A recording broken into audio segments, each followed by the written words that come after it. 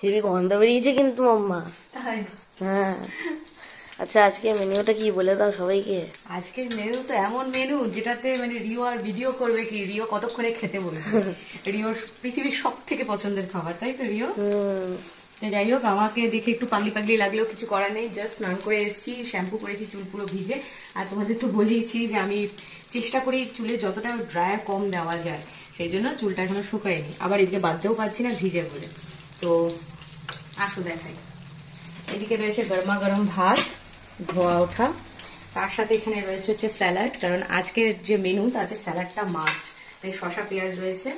আর এখানে রয়েছে হচ্ছে কালকে যে নিরামিষ ভেজ ডালটা করেছিলাম, সেই ডালটাই অনেকটা ছিল, তো সেই ডালটা গরম করে নিয়েছি।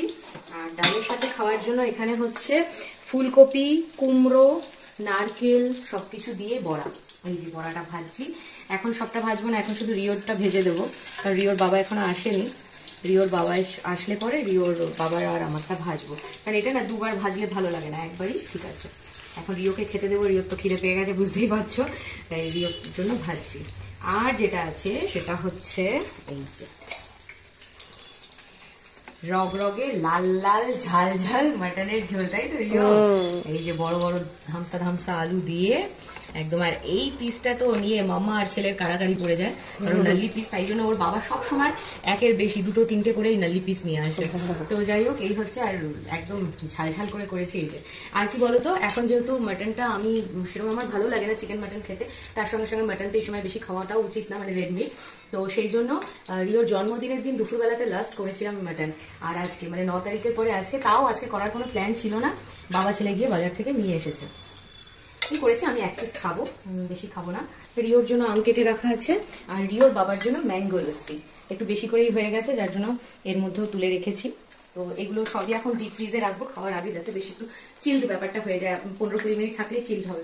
আর কালকে রাত্রে, কালকে না সরি, আগের দিন মোচা কেটেছিলাম, তোমাদের তো বলেইছিলাম। কালকে রাত্রে এটা ভিজিয়ে রাখার কথা ছিল, ভেবেছিলাম কি ঘুমানোর আগে এটাকে নুন হলুদ জলে ভিজিয়ে দেবো, কিন্তু অ্যাজ ইউজুয়াল আমি ভুলে গেছি, তাই আর আজকে সকালে করতে পারিনি। এখন ভিজিয়ে রেখেছি, আজকে সন্ধ্যাবেলাতে মোচাটা বানিয়ে রাখবো। আর কি জানো তো, এমনিতেই আমি ভীষণ ভুলোরোগী, কিন্তু এখন আরো বেশি বেশি করে ভুলে যাচ্ছি সবকিছু, তাই জন্য। আর আমি মোটামুটি মানে বেশ 4-5 ঘন্টা নুন জলে ভিজিয়ে রেখে তারপরেই মোচা রান্না করি। তো এই হলো আজকে আমাদের লাঞ্চের মেনু। তোমাদের লাঞ্চের মেনু কি অবশ্যই কমেন্ট করে জানিও। আর রিও, মাটনের গন্ধটা কিরকম বেরিয়েছে একবার বলে দাও সবাইকে। হেভি। দাও আমাকে ক্যামেরাটা আমাকে দাও, তুমি বলো বলো। Heavy heavy. আচ্ছা এই দেখো, এইটা দেখলেই রিওর মুখে এক ঘর স্মাইল চলে আসে। আচ্ছা চুলটা আঁচড়াও, স্নান করে উঠে চুল আঁচড়াতে হয়। আঁচড়াও, আমি খাবার আনছি তোমার।